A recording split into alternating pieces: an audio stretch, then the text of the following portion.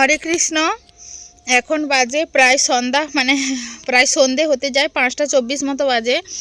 সকাল থেকে ভিডিও কোনো স্টার্ট করা হয়নি, সেই তোমাদেরকে ভগবানকে গোপুসোনাকে ভোগ দিয়েছিলাম, তখনই তোমাদের সাথে ভিডিওটা একটু তুলেছিলাম। আর যেহেতু কাজের দিন তেমনভাবে ভিডিও তো করা হচ্ছেই না।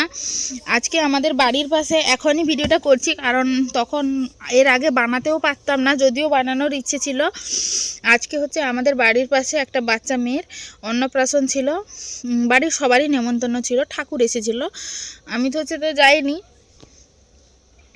বাড়িতে, তাই খিচুড়ি প্রসাদই করেছিলাম আজকে। মা ছেলে দুজনেই খিচুড়ি প্রসাদ পেয়েছি। সত্যি খিচুড়ি প্রসাদটা আজকে দুর্দান্ত হয়েছিল।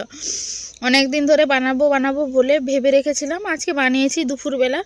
আর সবাই থাকলে বানালে কিন্তু সবাই দুপুরবেলা খিচুড়ি প্রসাদ পেতই না, তাই জন্য আর হতোও না। ছেলে ছিল, আমার হাজব্যান্ড থাকলে খেয়ে নিয়ে নেবে, ও আছেও। বাবা গেছে কাজে, ওদের বাড়ি থেকে যাই হোক ভগবানকে দর্শন করে ছেলেকে নিয়ে আমি পালিয়ে এসেছিলাম। তারপর ছেলেকে ঘুম পাড়িয়ে দিয়েছিলাম, নিজেও একটু শুয়ে পড়েছিলাম আজকে।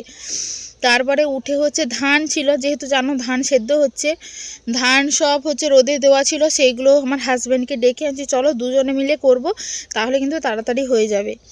প্রায় 3 জায়গায় ধান ফেলানো আছে, একসাথে অনেক ধান সেদ্ধ হচ্ছে না। সেদ্ধ করার কারণ হাজব্যান্ড তো কয়েকদিন পর পালিয়ে যাবে আবার কাজের জন্য, তখন শাশুড়ি বৌমা মিলে করে উঠতে পারবো না, এদিকে বাচ্চা আছে। এখন হলে মা নিচে আছে, মায়ের কাছে ছেলে আছে, আমরা দুজন তাড়াতাড়ি করে ফেলছি। আর মা তো এতটা তাড়াতাড়ি করতেও পারবো না, যদিও হেল্প করে, ওই জন্যই বেশি বেশি করে ফেলে দেওয়া। রাতের বেলা আজকে দেখি কি বানাবো, ইচ্ছে আছে তো রুটি বানাবো, অল্প একটু খিচুড়ি আছে। আমার হাজব্যান্ড যেহেতু খিচুড়ি খেতে ভালোবাসে, ওর জন্য রেখেছি। এখন হচ্ছে বাড়িতে কেউ নেই বলতে ওরা গেছে এদিকে স্টেশনের দিকে একটু ঘুরতে, মা, হাজব্যান্ড, তারপরে বাবু, মানে আমার ছেলে, 3 জনেই গেছে স্টেশনের দিকে একটু মানে ঘুরতে যাওয়ার জন্য। আমি আর যাইনি, সন্ধে হয়ে গেছে। মোট 2 দিন গেছিলাম আজ অবধি, তার ভিতরে যাইনি। একদিন হাজব্যান্ডকে দিয়ে গিয়েছিলাম, ছেলেও খুব জেদ করছিল, ওই জন্য নিয়ে গেছিলাম। আর একদিন দেখার জন্যই গেছিলাম আমি আর আমার ননদ। স্টেশনের কাজ বলতে গেলে অনেকটাই হয়ে গেছে, জানি না স্টেশনটা কবে উদ্বোধন হবে, কবে চালু হবে। অবশ্য চালু হলে অনেকটা সুবিধা, দীঘা যাওয়ার জন্য যে সুবিধাটা সেইটা আমরা মানে খুব সহজেই পাবো। আর যেহেতু বাড়ির একদম পাশে, এখন দীঘাতে যেহেতু জগন্নাথ মন্দির হয়েছে, মাঝে মধ্যে গিয়ে ঘুরে আসাও হবে, আমরা তো তেমন কোথাও ঘুরতে যাই না। এরপরে কি হবে, হাজব্যান্ড বাড়ি এলে আমরা যখন তখন করে দীঘা গিয়ে অন্তত ঘুরে আসতে পারি। আর যখন তখন ঘুরে আসাটা ভালো, মানুষ মানে প্রত্যেকটা মানুষের জন্য, তাহলে কী হয়, মনটা অনেকটা খুব ভালোই হয়। আর আমাদের বাড়ি থেকে দীঘা তো বেশি দূরত্ব নয়, আমরা সকালবেলা বেরিয়ে আবার সন্ধ্যের সময় বাড়ি ফিরে আসতে পারবো, এইটাই হচ্ছে আমাদের সুবিধা। সারাদিন ঘুরলাম ফিরলাম, আবার বাড়িও চলে এলাম। ওই জন্য বলি এমন যে এখন কোনো দিন তো কোথাও যাওয়া হয় না, এবার থেকে কিন্তু বাড়ি এলে আমরা কোথাও যাই আর না যাই, দীঘা কিন্তু একবার হলেও ঘুরে আসবো বলেছে। হ্যাঁ, জানি না কি হবে, কবে উদ্বোধন হবে জানি না। আষাঢ় মাসে চাষা, ঠিক আমাদেরও ঠিক একই অবস্থা হয়েছে। আর এই সন্ধেবেলা যে একটু বসেছি, পরপর যেন মশাগুলো খুব, মানে কি বলবো, এত মশা লাগছে। এখানে একটু চেয়ার নিয়ে বসলাম, প্রচুর মশা। পিছনে দেখো মাঠটা কিন্তু একদম ফাঁকা, কয়েকদিন আগেই যেন সবুজ টলমল করছিল, আর এখন পুরো ফাঁকা। এরপরে আবার একটু সবুজ হয়ে যাবে যখন মাসকলাইটা দেওয়া হয়েছে, মাসকলাই গাছটা যখন ভালো হবে।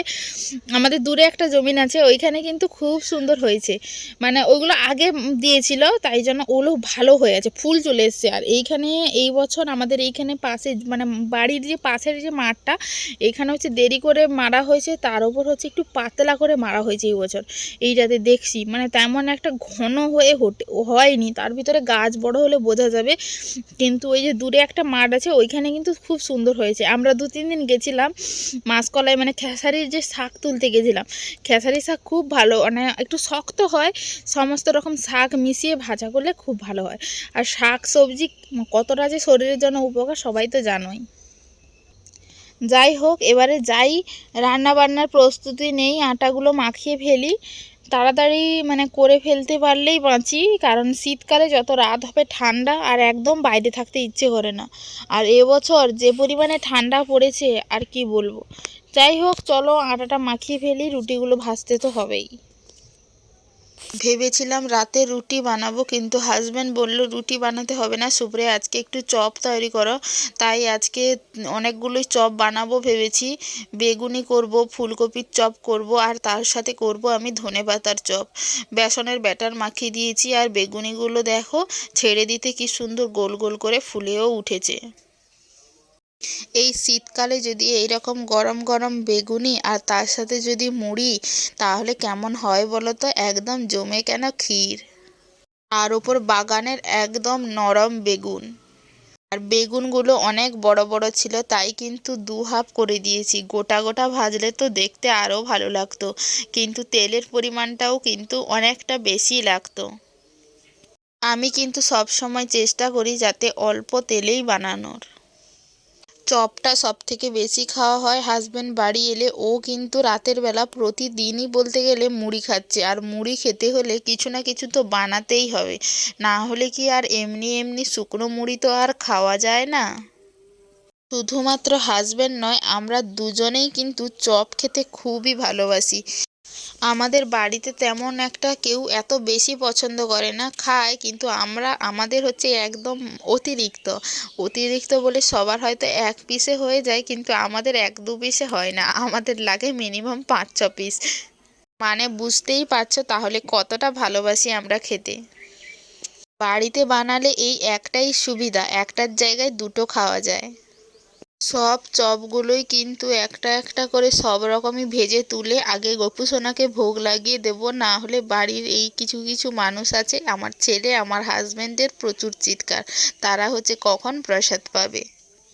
হাজবেন্ড তো তাও শুনবে, কিন্তু ও বাবু তো, আমার ছেলে তো খুবই ছোট, ও তো বুঝতে চায় না। তাও অনেক সময় বলি যে বাবু সোনা দাঁড়াও, গপু দাদাকে ভোগ লাগাই, তারপরেই কিন্তু তুমি প্রসাদ পাবে। আসলে সে তো ছোট, সে তো জানে না, তাকে ছোটবেলা থেকে যেমন শেখাবে ও কিন্তু তেমন জিনিসটাই শিখবে এবং জানবে। বলতে বলতে প্রথমে বেগুনি, তারপরে ফুলকপি, তারপরে এই যে ধনেপাতার চপগুলোও কিন্তু ছেড়ে দিয়েছি। লাল লাল করে ভেজে তুলে নিলেই কিন্তু হয়ে যাবে, তারপরেই হচ্ছে আমাদের গোপুসোনাকে আমি ভোগ লাগিয়ে দেবো। সমস্ত চপগুলো একদম লাল লাল করে ভেজে একটা থালায় সুন্দর করে সাজিয়ে নেব। এই সুন্দর থালাটায় এতে গপু সোনাকে ভোগও লাগিয়ে দেব।